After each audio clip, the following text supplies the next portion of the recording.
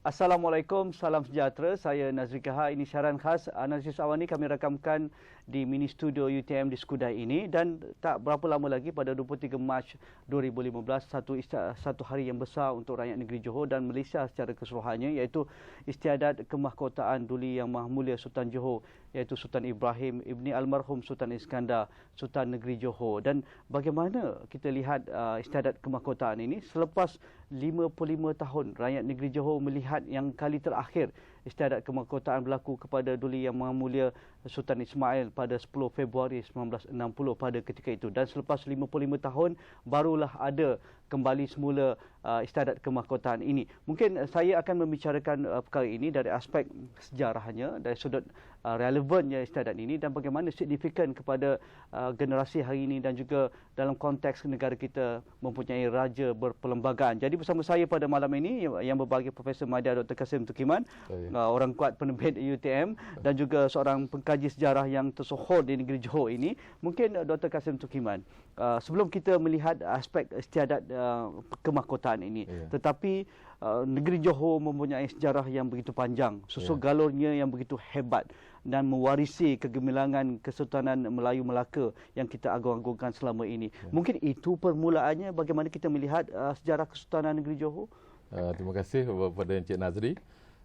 Saya memang setuju dengan pernyataan tadi, di mana Kesultanan Johor ini adalah merupakan satu sejarah yang panjang. Dia adalah merupakan satu kesinambungan daripada Kesultanan Melaka yang telah pun dijatuhkan oleh Portugis pada tahun 1511. Dan hakikatnya pada ketika itu ramai pengkaji-pengkaji mengatakan di sinilah bermulanya tamatnya Kesultanan Melaka. Tetapi satu fakta yang jelas bahawa Kerajaan Johor yang telah diketuai oleh Sultan Alauddin Riayat Shah telah pun memulakan satu sistem kesultanan meneruskan apa yang dibawa legasi daripada Kesultanan Melaka. Dan di sini bermulanya satu sistem kerajaan yang berdaulat dan merdeka. Dan di situlah Johor telah mempamerkan satu sistem pemerintahan yang cukup hebat, sistem pentadbiran yang kemas, sistem pentadbiran yang melibatkan keseluruhan rakyat. Dan pada masa itu pula kita boleh melihat bagaimana Johor muncul sebagai satu kuasa ekonomi kelautan yang hebat. Dan ini disahkan oleh seorang pengkaji, iaitu Profesor Leonard Andaya. Bagaimana ketika itu pelabuhan pedagang-pedagang antarabangsa yang selama ini bertumpu di Pelabuhan Melaka sudah beralih ke Johor. Dan Johor ketika itu bukan nama Johor, Kesultanan Johor Riau Lingga. Satu kawasan yang luas, bukan saja meliputi Johor yang ada sekarang, meliputi pulau-pulau yang ada di bahagian selatan Singapura, Bentan, Pulau Penyengat, malah sampai ke pantai timur di Sumatera. Dan ini nak menunjukkan betapa Kesultanan Johor Riau Lingga ini adalah merupakan satu kerajaan yang sangat besar, yang hebat ketika itu. Tetapi oleh kerana kekangan-kekangan ataupun hambatan-hambatan yang ada daripada luar, misalnya serangan Portugis yang berterusan, serangan Aceh yang berterusan, itulah yang telah menyebabkan kerajaan Johor yang masih itu bertapak di Sungai Johor terpaksa berpindah-pindah daripada Johor Lama, pindah ke Seluyut, pindah ke Sayung Pinang. Bukan bermakna kerajaan Johor tak stabil, tetapi pada masa itu adalah ancaman luar yang sangat hebat. Dan inilah menunjukkan betapa Johor telah terbina dalam satu sejarah yang sangat panjang. Dan dalam pada itu pula satu peristiwa yang agak menyedihkan apabila pada tahun 1699 berlakunya pembunuhan ke atas Sultan Mahmud kedua di Kota Tinggi, dan yang dikenali sebagai Sultan Mahmud Mangkat di Julang. Tetapi walaupun ada orang mengatakan bahawa ini adalah merupakan satu sejarah sedih, tapi saya mengambil satu yang positif. Kerana di situlah bermulanya satu pemikiran dalam kalangan kepimpinan Kesultanan Johor dan dalam kalangan rakyat yang bertunjangkan satu konsep raja adil, raja disembah, raja zalim, raja disanggah. Kerana itu ada kaitan dengan integriti politik. Dan itu boleh kita gunakan kepada sistem demokrasi yang kita gunakan pada masa kini. Dan sebab itu pada hemat saya, dalam pembinaan sejarah Johor yang begitu panjang itu, kita tak boleh melupakan banyak nama-nama tokoh Johor yang sangat penting. Misalnya ketika merasmikan pelancaran Iskandar Malaysia oleh almarhum Sultan Iskandar, tanpa sebarang teks, beliau menokohkan seorang tokoh Johor bernama Datuk Abdul Rahman Andak. Datuk Seri Ahmad Diraja, seorang yang memang penting dalam pembangunan Johor. Beliaulah yang mengasaskan pembinaan jalan kereta api daripada Gemas sampai ke Tanjung Puteri. Beliaulah yang mencadangkan penubuhan pembentuk pembinaan tambak Johor pada 1927, dan beliaulah yang telah menyebabkan sistem ekonomi di Johor berkembang dan sistem pentadbiran Johor begitu menarik. Dan ini disahkan oleh pengkaji Profesor Rahimah Abdul Aziz. Bagaimana Johor masa itu lokasinya berhampiran dengan Singapura, mengambil kesempatan bagaimana sistem pentadbiran Johor dimodernkan. Dan ini menunjukkan bahawa Johor telah terbina dengan satu sistem politik pentadbiran yang cukup baik dan telah memajukan negeri Johor. Tetapi akhirnya dengan kehebatan dan kebijaksanaan Datuk Seri Ahmad Diraja, Datuk Abdul Rahman Andak, timbul pula satu fitnah dalam kalangan orang-orang pegawai-pegawai British. Beliaulah orang yang telah membuka daerah-daerah di negeri Johor atas titah perintah Duli Yang Maha Mulia Sultan Abu Bakar. Dia mulakan pembukaan Dau, pembukaan Mersing, dia pergi titah Sultan membuka Penggaram Batu Pahat, membuka Bandar Seri Maharani, dan akhirnya dengan kehebatan beliau boleh membuka daerah-daerah lain. Bukan itu saja, dengan tanpa bantuan teknologi, Datuk Muhammad Saleh Perang boleh menghasilkan satu peta Johor tanpa sebarang bantuan teknologi dan boleh tepat macam apa yang dibuat hari ini. Dan ini satu kehebatan. Dan Sultan Datuk Muhammad Saleh Perang bukan sahaja seorang pembuka negeri. Dia pernah jadi Pesuruhjaya Polis Johor, dia pernah jadi Pesuruhjaya Pos Johor, dan malah dalam banyak hal pembentukan sistem penghulu kawasan-kawasan mukim adalah hasil tangan beliau. Dan ini nak menunjukkan betapa sistem pentadbiran daripada istana, daripada pembesar-pembesar kepada peringkat penghulu dan ketua kampung telah pun terbit dalam sistem pemerintahan Johor. Begitu lama sekali. Begitu lama. Dan satu tokoh lagi yang kita tak boleh kesampingkan ialah Datuk Muhammad Said Sulaiman. Malah beliau dianggap sebagai sejarawan Johor. Walaupun dalam kesibukan beliau sebagai setiausaha sulit kepada Duli Yang Maha Mulia Sultan, beliau menghasilkan begitu banyak tulisan tentang Johor. Dan kalau nak mengkaji sejarah Johor tanpa merujuk buku Datuk Muhammad, memang lengkap. Dan Dr. Kasim pun banyak merujuk kepada beliau dalam tulisan-tulisan terbitan UTM. Ya, betul. Kerana Datuk Muhammad Said Sulaiman ini bukan sahaja pencetus sistem pentadbiran moden. Beliau mengupayakan bagaimana bahasa Melayu yang asalnya bahasa Johor Riau ini diangkat sebagai bahasa nasional kebangsaan. Dan masa itu pula Sultan Johor bersetuju menubuhkan apa yang disebut sebagai Persatuan Bahasa Melayu Diraja. Ada perkataan Diraja menunjukkan pengiktirafan Sultan kepada persatuan yang beliau tubuhkan. Dan ini malah kalau kita boleh kembalikan sejarah Johor, sebenarnya memartabatkan bahasa Melayu bermula di bumi Johor. Dr. Kasim, kalau kita berkongsi apa yang Dr. Kasim ungkapkan itu, maksudnya apa yang kita lihat hari ini, yang kita capai, yang kita lihat dalam bentuk fizikal dan juga polisi-polisi dalam kerajaan negeri Johor ataupun peringkat nasionalnya, banyak sekali sumbangannya dari pihak istana. Tidak boleh kita kesampingkan. Sama ada dari aspek politiknya, dari aspek polisi kerajaannya yang didukung oleh menteri besarnya, dari aspek yang didukung oleh rakyat dari peringkat yang paling bawah, penggawa, penghulu dan sampai daerah-daerah di negeri Johor, semuanya mendapat restu dan juga naungan diraja. Begitu hebatnya Kesultanan Negeri Johor itu. Jadi bagaimana kita boleh kaitkan dalam proses Kesultanan Negeri Johor ini, kerana kita tahu bapa moden Johor iaitu Sultan Abu Bakar mengasaskan banyak perkara. Susul galaunya begitu panjang. Kita lihat yang pertama, jumpa lagi selepas ini.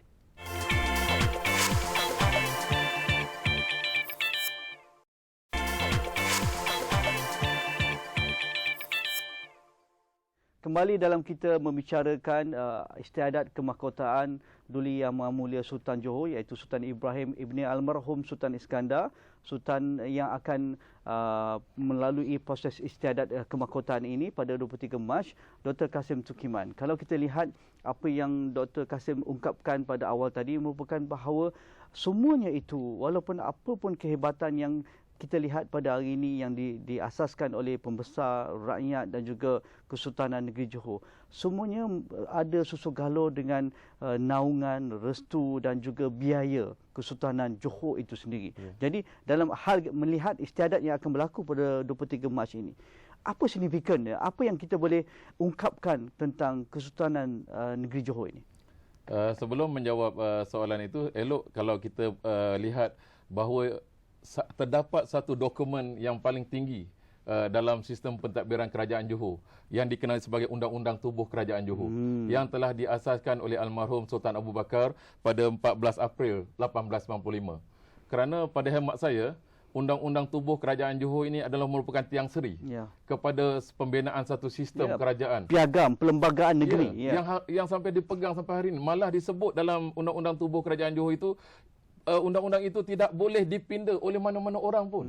Kerana dia adalah merupakan satu piagam, undang-undang atau perlembagaan tertinggi yang mesti diikuti oleh semua orang. Termasuklah sesiapa yang mewarisi tahta. Sampai yang hari ini. Malah dalam 64 pasal dalam Undang-Undang Tubuh Kerajaan Johor, 27 perkara berkaitan dengan kedudukan Sultan dan bidang kuasanya. Begitu detail sekali. Begitu detail sekali. Dari segi pemilihan pewaris raja, mesti bergelar Tengku Mahkota. Sebab itu menggambarkan kedudukan tinggi seseorang dalam hierarki kesultanan. Maknanya dalam sistem pentadbiran Johor, jika seseorang baginda sultan mangkat, dengan sendirinya mereka yang telah terlantik sebagai waris raja ataupun bergelar Tengku Mahkota, dengan sendirinya akan diangkat menjadi sultan yang berikutnya. Dan ini telah berlaku kepada apabila baginda almarhum Sultan Iskandar mangkat, dan dengan sendirinya mahkota itu diletakkan sementara di atas keranda jenazah, dan kemudian akan dipakaikan semula kepada sultan yang akan datang pada 23 Mac yang sebagai hari yang bersejarah itu. Dan saya kira di dalam itu disebut secara jelas hanya keturunan Sultan Abu Bakar sahaja yang boleh diangkat atau dilantik sebagai Sultan Johor, dan tidak boleh sebarang waris-waris lain, kecuali kalau ada perkara-perkara yang berlaku kemudiannya. Dan itu memang tidak jelas. Dan pada hemat saya, dengan inilah sistem pemerintahan Johor sangat menarik. Dan satu yang jelas selain daripada bidang kuasa sultan, sebagai ketua negeri, sebagai pentadbir, dan di sinilah pentingnya adat istiadat kemahkotaan Sultan Johor, kerana dia memberi satu pengesahan atau legitimasi kepada seseorang yang telah diangkat oleh Majlis Jumaah Diraja sebagai Sultan Johor. Dan dengan adanya pengesahan itu, maknanya rakyat dengan sendirinya akan mengabsahkan apa yang telah diperundangkan dalam sistem pemerintahan. Apa bezanya membanding sistem beraja, sistem kesultanan negeri-negeri lain yang ada di negara kita di Malaysia ini? Kalau saya lihat dalam perspektif sejarah, memang terdapat banyak kesamaan daripada adat istiadat secara umum. Kalau di negeri lain mereka gunakan istilah pengisytiharan, pertabalan. Tapi di Johor kita guna istilah kemahkotaan. Kerana di sini Johor ada unsur-unsur British. Kerana masa itu Sultan Abu Bakar memang mempunyai hubungan yang rapat dengan Istana England. Dan ketika itulah bermulanya tanjak atau tengkolok tidak lagi digunakan dalam adat istiadat Johor. Mereka mula menggunakan mahkota, dan juga bagi permaisuri ataupun sultanah yang akan dimahkotakan akan guna juga mahkota, tapi dalam bentuk yang lebih kecil, atau disebut sebagai gendik raja. Dan ini nak menunjukkan bahawa terdapatnya satu sistem. Dan pada saya, adat istiadat yang akan berlaku yang sangat bersejarah pada 23 Mac ini, macam saudara Nazri sebut tadi, adalah merupakan satu peristiwa yang sepatutnya ditunggu-tunggu oleh rakyat Johor. Kalau di Johor kita sebut bangsa Johor, kita sebut rakyat Johor. Dan bagi rakyat Malaysia khususnya, kerana kita nak lihat bagaimana proses adat istiadat itu mengesahkan kedudukan raja. Dan yang akan meletakkan mahkota di kepala baginda sultan ialah Datuk Mufti Johor sendiri. Kerana di Johor Mufti merupakan kedudukan yang paling tinggi. Dan di Johor perkara 57 menyebutkan bahawa Islam itu agama negeri dan agama itu selama-lamanya dan tak boleh diubah-ubah. Dan ini nak menunjukkan bagaimana adat istiadat raja dengan kedudukan Islam sangat simbiotik, iaitu sangat umpama aur dengan tebing. Berkait rapat. Pasal nak mengesahkan kedudukan raja itu bukan daripada orang sembarangan. Dan kebetulan Datuk Mufti pula orang yang telah dilantik sebagai salah seorang ahli Jumaah Diraja. Ya. Dan di Johor kalau kita lihat selain daripada sistem Majlis Jumaah Diraja yang diterajui oleh sekarang ini oleh Yang Berhormat Datuk Abdul Rahim Ramli yang dahulunya pernah menjadi Setiausaha Kerajaan Johor dan pernah jadi Setiausaha Jumaah Diraja, saya rasa beliau sangat berpengalaman kerana sejak tahun 60-an beliau pernah bekerja di istana. Sebab itu alhamdulillah Datuk Abdul Rahim Ramli sebagai karyawan UTM telah menghasilkan 2 buah buku berkaitan dengan adat istiadat Johor yang sangat membantu.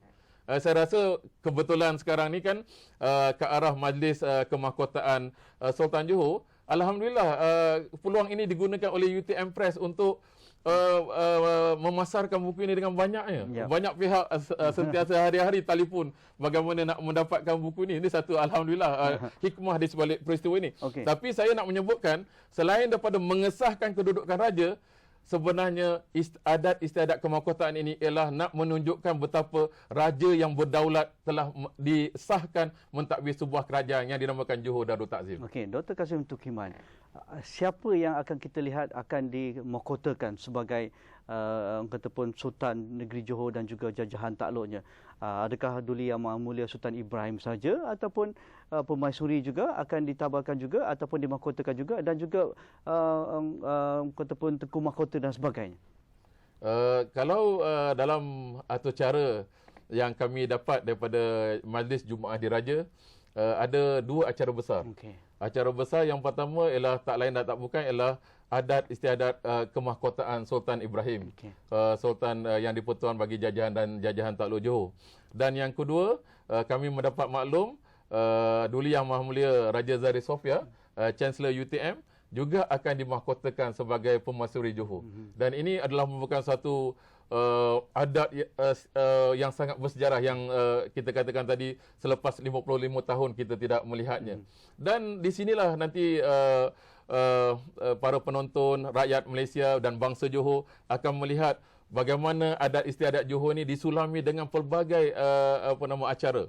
Dari segi kalau dahulu di Johor adat menyembah seperti mana yang digunakan di negeri-negeri lain, di Johor tidak lagi. Mereka hanya berdiri tegak dan tunduk sebagai tanda hormat kepada raja. Bagi wanita pula, dia akan merendahkan badannya untuk menghormati raja. Duli Yang Maha Mulia Sultan Ibrahim pula sekarang ini dikatakan agak liberal, di mana kalau dahulu pakaian ke istana sangat rigid, tapi sekarang beliau lebih terbuka, bagi dia lebih terbuka, malah boleh memakai pakaian yang asalkannya sesuai dengan adat istiadat diraja. Cuma di Johor memang sekarang ini kita bangsa Johor menggunakan istana Johor menggunakan biru diraja. Yang ini kalau boleh biarlah itu hanya untuk raja, untuk keluarga diraja, dan rakyat biasa menggunakan kalau di Johor ni terkenal dengan baju Melayu Teluk Belanga. Sebab Teluk Belanga tu asal pemerintahan kerajaan Johor. Bagaimana kita melihat ini relevannya kepada proses demokrasi, konsep raja berperlembagaan, dan juga generasi hari ini menghargai proses kesultanan dan juga proses bagaimana kita melantik raja yang akan menaungi negeri ini. Kita lihat yang kedua jumpa lagi selepas ini.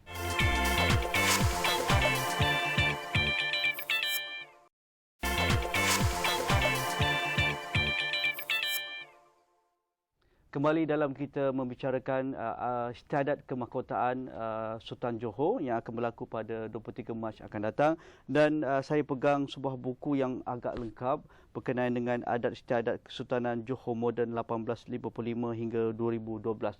Satu buku yang menceritakan perihal sejarah Kesultanan Negeri Johor berkaitan dengan adat istiadat, berkaitan dengan apa yang kita perlu tahu tentang Kesultanan Negeri Johor ada di dalam ini. Dan antara yang menarik juga, ini yang dipaparkan juga alat-alat yang biasanya diasosiasikan ataupun dikaitkan dengan Sultan ataupun Istana Negeri Johor. Dan ini juga akan kita lihat akan dibawa, yang akan dipaparkan ketika istiadat kemahkotaan pada 23 Mac akan datang. Jadi Dr. Kasim Tukiman, mungkin ini sebagai satu simbol. Ini dari sudut mahkotanya, cokmanya, pelbagainya dan apa juga lambang yang berkaitan dengan Sultan Negeri Johor itu menjadi simbol kebanggaan Negeri Johor. Tetapi dari kerangka yang lebih besar, dari aspek bagaimana kita memahami proses demokrasi dan kita mengiktiraf konsep raja perlembagaan, dan itu ada dalam perlembagaan negara kita, dan pastinya ini yang kita ingin lihat juga dalam proses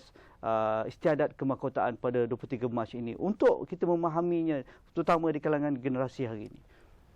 Satu yang menarik dalam sejarah Johor ini, kalau saya boleh membuat sedikit analisis, bahawa Johor telah mencetuskan citra nasional. Macam saya katakan tadi, Johor telah mengasaskan undang-undang bertulis mulai 14 April 1895 yang dikenali sebagai Undang-Undang Tubuh Kerajaan Johor. Malah kalau saya katakan perkara 57 dalam Undang-Undang Tubuh Kerajaan Johor yang mengesahkan Islam sebagai agama negeri diterima bulat-bulat dalam perkara 3 Perlembagaan Persekutuan berkaitan dengan Islam sebagai agama bagi persekutuan. Dan ini nak menjelaskan bahawa Johor telah mendasari satu sistem yang hebat. Dan satu lagi tentang bahasa Melayu. Bila bahasa Melayu diangkat sebagai bahasa kebangsaan, ditubuhkan Dewan Bahasa di Johor Bahru. Tetapi oleh kerana benda itu peringkat nasional, dipindahkan ke Kuala Lumpur. Satu lagi kalau kita boleh lihat dari segi sistem ekonomi, Johor tidak menghalang kehadiran pedagang-pedagang asing. Mulai 1844 dengan sistem Kangcu. Begitu ramai orang-orang Cina datang ke Johor. Dan ini dialu-alukan oleh baginda Sultan Abu Bakar. Tetapi pada masa itu ada undang-undang. Tak boleh ada sistem kongsi gelap. Dan ini telah menyebabkan Johor menjadi satu negeri yang didatangi oleh pelabur-pelabur asing yang telah menyebabkan Johor diangkat. Dan satu lagi macam Encik Nazri tanya berkaitan dengan adat istiadat raja. Memang terdapatnya unsur gabungan antara adat-adat Melayu Islam dengan pengaruh-pengaruh asing. Contohnya, kalau dulu macam kita kata tadi Tengkolok ataupun Tanjak, tapi di Johor dengan ada mahkota. Tetapi di mahkota itu ditulis dengan dua perkataan, kepada Allah berserah. Kerana itu adalah tagline Johor yang telah dimaktub dalam Undang-Undang Tubuh Johor. Selain daripada itu ada satu lagi tagline, iaitu muafakat itu berkat. Dan ini ditulis di mana-mana dalam peralatan diraja. Dalam cogan alam, iaitu dua peralatan diraja yang utama dan cogan agama. Malah peralatan-peralatan lain, tombak dan sebagainya, ada dua perkataan itu, iaitu kepada Allah berserah dan juga satu lagi muafakat itu berkat. Kerana Johor telah gazetkan dua tagline itu yang telah menyebabkan Johor jadi sebuah negeri yang maju, di mana hubungan dengan Tuhan, hubungan sesama masyarakat, dan akhirnya di situlah saya teringat satu ucapan, petikan ucapan daripada Duli Yang Maha Mulia almarhum Sultan Ibrahim ibni almarhum Sultan Abu Bakar, bila dia menyebut Johor mestilah menjadi sebuah negeri yang maju, rakyatnya bersatu padu dan mempunyai jati diri yang kekal, iaitu Johor mesti jadi Johor. Okey, itu yang saya nak tanya pada Dr. Kasim. Bagaimana institusi Kesultanan Negeri Johor ini menjadi satu simbol penyatuan dalam kita melihat apa yang berlaku di luar sana dan pelbagai konflik politik, keadaan ekonomi dan sebagainya. Tetapi kita ada satu lagi orang kata institusi yang perlu kita angkat, dan ini sebenarnya kekuatan di mana-mana negeri yang mempunyai sultan yang menjadi simbol persatuan. Akhirnya apa pun perdebatannya, sultan inilah yang akan memberi kata putus, dan juga rakyat di bawah sana tak perlu risaulah. Hak-hak yang termaktub dalam Undang-Undang Tubuh Negeri Johor ataupun Perlembagaan Persekutuan tidak akan dicabar kerana ada hak masing-masing di tanah bertuah ini. Dalam konteks inilah sebagai pengkaji sejarah, dan saya ingin berkongsi dengan banyak pihak bahawa kita kena menghargai peranan almarhum Tengku Abdul Rahman ketika memperjuangkan kemerdekaan tanah air, bagaimana beliau telah berjaya menggabung jalin sistem demokrasi dengan raja perlembagaan, di mana adanya satu yang disebut sebagai balance of power. Keseimbangan kuasa antara sistem demokrasi dengan sistem raja perlembagaan. Sebab tunggak kepada sistem politik Malaysia ketika sebelum merdeka ialah sistem beraja. Tetapi oleh kerana desakan daripada British, hendakkan satu sistem yang mereka promotkan sejak tahun 51 bermula di Pulau Pinang, iaitu sistem pilihan raya. Akhirnya Tengku Abdul Rahman ketika rundingan kemerdekaan berjaya mengekalkan sistem demokrasi berparlimen dan juga raja berperlembagaan. Dalam konteks yang lain, Johor telah merakyatkan sistem pendidikan. 1902, almarhum Sultan Ibrahim menyebutkan ketika itu, mana-mana orang yang tidak menghantar anak-anaknya sekolah, dia akan didenda RM25 kepada ibu bapanya. Dan kesannya ialah Johor telah membina satu sistem pendidikan yang baru dan moden. Sebab itu saya melihat dengan latar belakang sejarah yang macam ini, dengan perkembangan Johor yang sangat hebat, malah dalam peristiwa di Batu Pahat, ketika berlakunya rusuhan antara kaum, Duli Yang Mahmud Sultan Ibrahim mengarahkan Datuk Onn Jaafar untuk pergi ke Batu Pahat untuk mengamankan keadaan. Dan malah Sultan Johor sendiri, Sultan Ibrahim sendiri membenarkan UMNO diisytiharkan di Istana Besar Johor Bahru pada 11 Mei tahun 46. Dan ini nak menunjukkan bagaimana gabung jalin antara sistem politik moden dengan sistem pemerintahan beraja. Dan dia akan berterusan ratusan tahun sampai bila-bila selagi kita melihat proses raja demokrasi berparlimen itu dan juga raja perlembagaan itu diangkat sebagai satu kekuatan Malaysia pada ketika ini dan hinggalah sampai bila-bila. Terima kasih pada Profesor Madya Dr. Kasim Tukiman, pengarah penerbit UTM dan juga pakar sejarah di UTM ini, dan kita akan lihat proses istiadat kemahkotaan Duli Yang Maha Mulia Sultan Johor Sultan Ibrahim Ibni Almarhum Sultan Iskandar pada 23 Mac yang akan datang, dan kita juga di Esrawani akan memberi liputan khas tentang ini. Itu saja untuk malam ini. Terima kasih pada Profesor Madya Dr. Kasim Tukiman.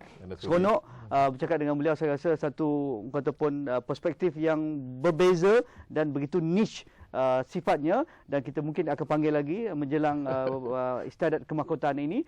Terima kasih kepada anda yang setia bersama kami. Terima kasih kepada pihak UTM menyediakan studio ini, dan jika ada sebarang pandangan anda, hantarkan ke platform media sosial kami, dan jangan lupa buat turun aplikasi esrawani.com di App Store dan juga Google Play Store. Sekian saja.